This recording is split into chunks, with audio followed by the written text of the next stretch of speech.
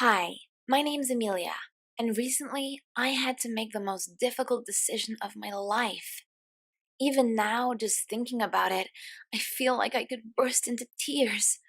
Up until last year, my life was so carefree and chilled, and then out of nowhere, both of my twin sisters got sick at exactly the same time. I was the only one who could save them. I mean, that's a pretty terrifying thing. But there's more. You see, I could only save one of them, and so that's where my story begins.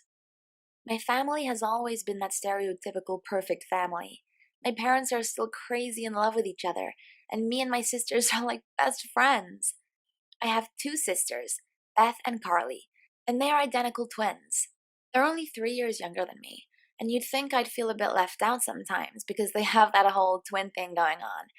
But they treat me like I'm one of them, which is great. Last year, we vowed to spend a lot of time together because I was going to be heading to college on the other side of the country. My dad planned this epic road trip, and a week before we were due to go, Beth started feeling really unwell. She woke up in the middle of the night, drenched in sweat, and her fever was sky high. By the time morning came, Carly started complaining that her stomach hurt, and pretty soon, she had a fever too. It was a Sunday, so we drove to the hospital to try and get an emergency appointment. As soon as the nurse at reception saw them, she rushed them into a private room in the hospital. The skin on their face was starting to turn a slight shade of yellow, and that's when we realized something was seriously wrong. This wasn't just flu. A few hours later, after a lot of blood tests and painfully waiting for the results, the head doctor informed us that Beth and Carly were suffering from a rare form of liver disease, and that it had probably been developing ever since their birth. Mom burst into tears and started blaming herself. When she'd fallen pregnant with the twins, she hadn't known, and she'd worked on a wine estate, so she'd been constantly tasting and reviewing new wines. When she found out she was pregnant, she was paranoid that all the wine would affect their health. Dad was comforting her, telling her of course it wasn't her fault. I could see how upset Dad was too, but he was trying to hold it together for Beth and Carly. They were devastated, of course, although I don't think they truly understood what it all meant.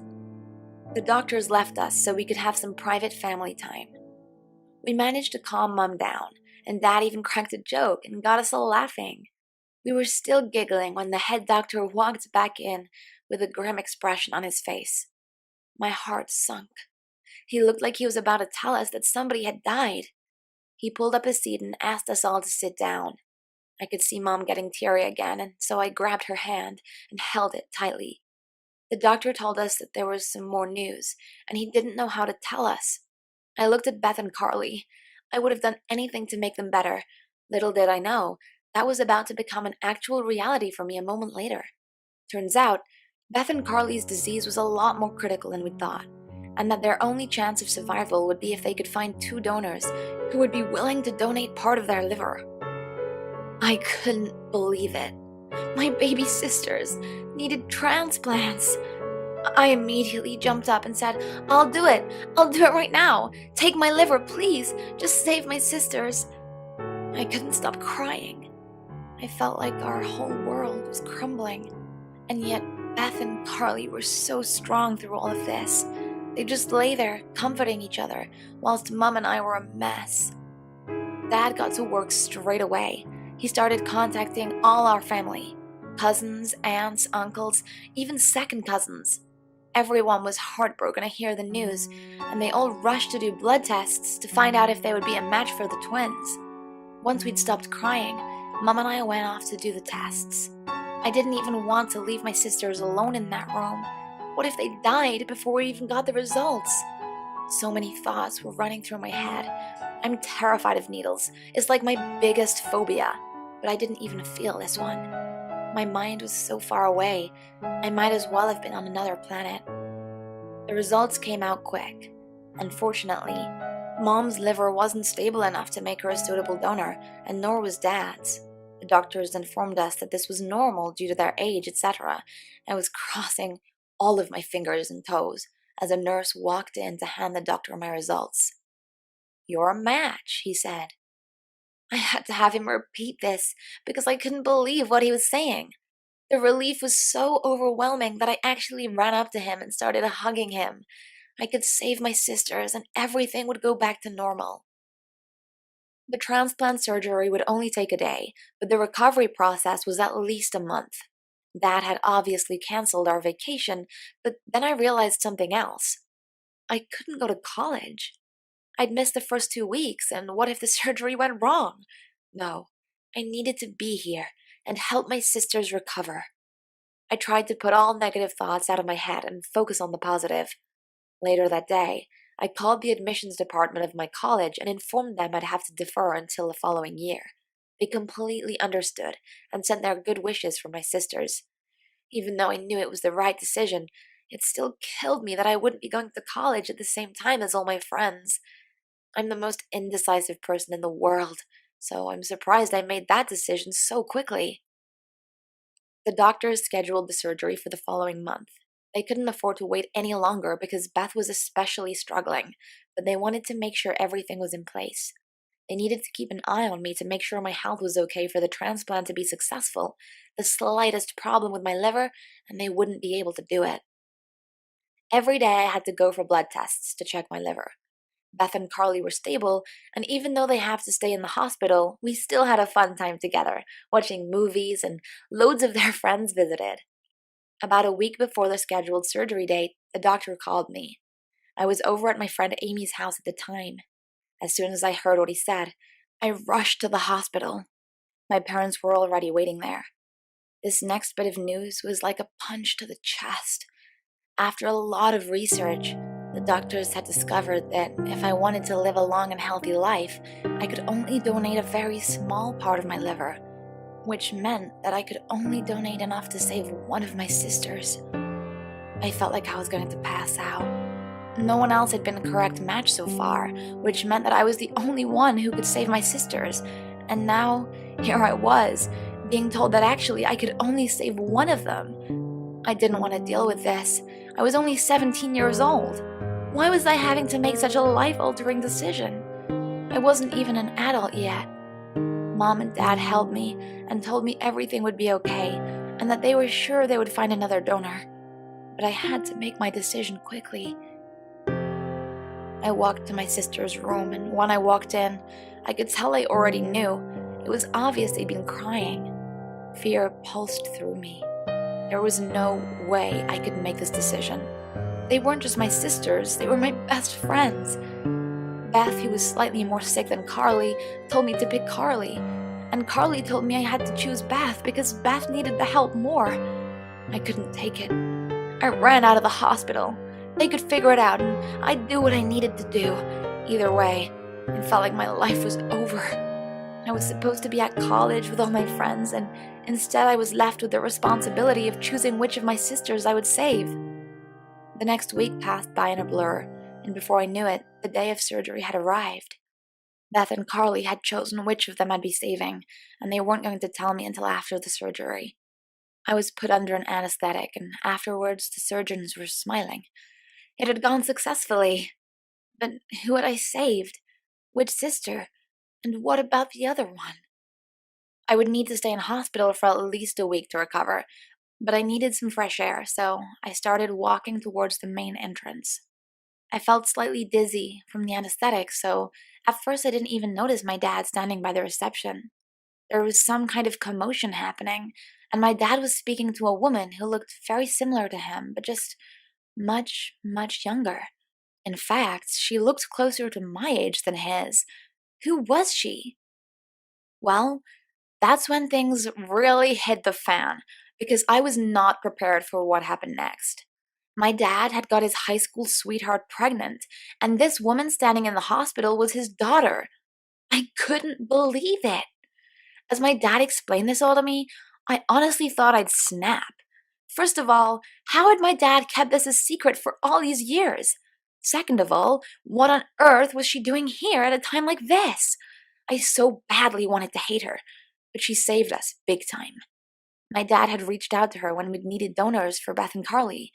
Now she was here because her blood tests had shown she was also a perfect match. She could save the other twin. When I heard this, I wanted to hug her. I didn't even have time to be angry at my dad because all I could think about was how both of my sisters would survive. And now we had a fourth sister, too. This was crazy. So, in the end, it all worked out. Sally, our new stepsister, saved Carly's life, and I saved Beth's. I want to say that we all lived happily ever after, but of course, my dad had a lot to answer for. All that mattered in that moment, though, was celebrating Beth and Carly's successful transplants. We could deal with the rest later. And oh boy, did we have a lot to talk about. My name is Jemmy, and I'm 16 years old. My story begins 2 years ago when my parents and I migrated from our country to find a better life in the U.S. We were very poor. We had no means of comfortable survival and no hope for a change. So we decided to change our circumstances instead. There was no way we could afford the cost and bear with the long process of legal means of living in the United States. So we did what others had done. We became illegal immigrants. Oh, don't be so shocked. We're not bad people. I know it's wrong. I mean, it's called illegal for a reason. I am aware that it's not what we should have done, but this was crucial in our case. We didn't know what else to do. It was either this or stay home and die of starvation. We chose the better option, and for a while, it all worked. We lived simple lives. Mama and I worked as maids. Papa, on the other hand, took whatever job he could get. We knew how dangerous it was to get exposed and did everything to blend in. We were managing like that until one day we heard on the TV some news that later became our worst nightmare. The government was taking new and extreme measures to deport illegal immigrants. This put our entire lives in jeopardy. The daily deportations were increasing rapidly. Hundreds of illegal immigrants were being found. We couldn't risk getting caught because there was nothing, absolutely nothing, waiting for us back home. My parents panicked, not knowing what to do. We'd been hiding for long as illegal immigrants, and we knew that we'd most likely get deported. In the rush of things, an idea popped into my head that I knew could save the whole situation. The thing is, it was too extreme. I thought about it a lot, and eventually, I decided to do it. In one of the houses where I worked, I met a boy who I ended up falling in love with. He was the son of the household, rich, handsome, and somehow we dated. Of course, it was a strange relationship we always had to hide. We'd never let our parents know of this. They would only worry. Now, when this problem of deportation arose, I knew Josh, my boyfriend, was the only person who could help me. He was American and from a wealthy and powerful family. I knew he loved me, and I thought of him at most times as my future partner. So, maybe, if things got more official between us, the chances of us staying in the U.S. would rise. Now, I'm not talking about marriage. I wish that would work. Well, I could ask him to marry me, but I wasn't sure if that would be legal at my age, and his parents would definitely not approve.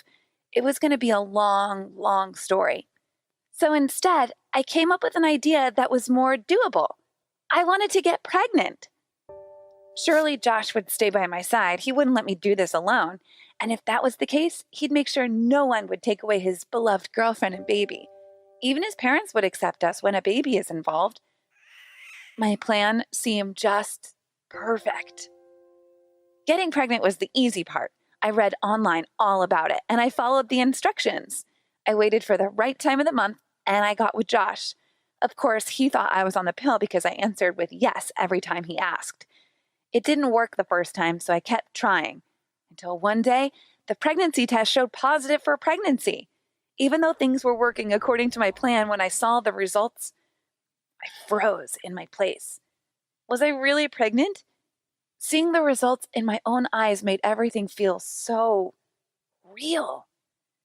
Days after, I went to Josh and told him about the pregnancy. His cold reaction was very confusing and humiliating for me. As if he couldn't understand my words, he said, "What did you say?" I repeated my words and showed him the pregnancy test. Truthfully, I expected Josh to smile widely and say, "Oh my God, But no, at that moment and right before my eyes, his face became like a mask of anger. He blamed me for not using protection properly and said I should not even think of telling anyone anything, and even if I did, he would deny it anyway. Our relationship had always been in secret, so no one would bear witness. I cried, begging him, but he didn't listen. The next day, I was fired. So there I was, one pregnant, jobless, illegal immigrant. I realized that instead of solving our problems, I had made it even worse. I had no choice now. I had to tell my parents.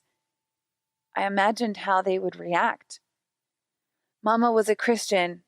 Dad was a peaceful man. Still, as his daughter, I knew he would be a scary disciplinarian when the situation arose. But I had to tell them anyway.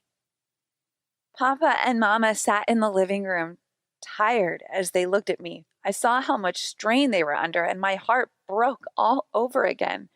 The stress and worry of deportation were killing them, and I knew I was about to make it all worse. When I finally told them the truth, they were indeed shocked. Mama looked at Papa. They both looked at me. There was an uncomfortable silence as I waited for their reaction. When the silence became too much, I began to shakily explain that the reason I even considered getting pregnant at first was that I wanted to help. I cried and asked them to forgive me. I told them that the plan backfired and my boyfriend didn't want to help. My mother wrapped her arms around my shoulder while crying, and Papa put his hand on my knee, a tear running down his cheeks. Seriously, I was confused. What was going on? My papa crying instead of giving me the talk of my life? They were silent for a little while, but then I asked them what I was going to do with the baby. Papa said I should keep it, that it might even be better that way. What? How could they say that? It was true that I got pregnant to help them, but it was obvious that I did a horrible mistake. I sacrificed my whole life ahead of me, even though I had practically volunteered. How could they think of sacrificing me easily like that? Days went by, and I couldn't speak to them. I felt betrayed by my own parents. How could they tell me to keep the baby and destroy my life? How could they not worry after they heard all I'd been through? So I went ahead and told my mom that I've decided to get an abortion, whether she wants to help me through it or not. My mom seemed upset with my decision, but she didn't argue and assured me that she'll help. The next day, she assisted me with setting an appointment at the clinic, and it felt like a weight was lifted off my shoulders. Regardless of that, my connection with my parents didn't improve, and they only seemed to be feeling sadder with each passing day. A day prior to my appointment, I woke up to find the house empty. I called my parents, but no one answered. It was strange because it wasn't like them to just leave and not say anything. I also tried to call them, but they didn't answer. I started to worry, but I didn't give it much thought. However, when a few hours passed by and they still were absent, I started to seriously worry.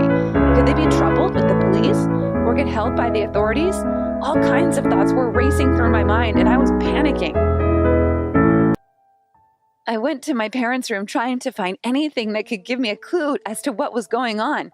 And boom, here it was, a letter on my mom's desk that said, "Notice to appear" on it.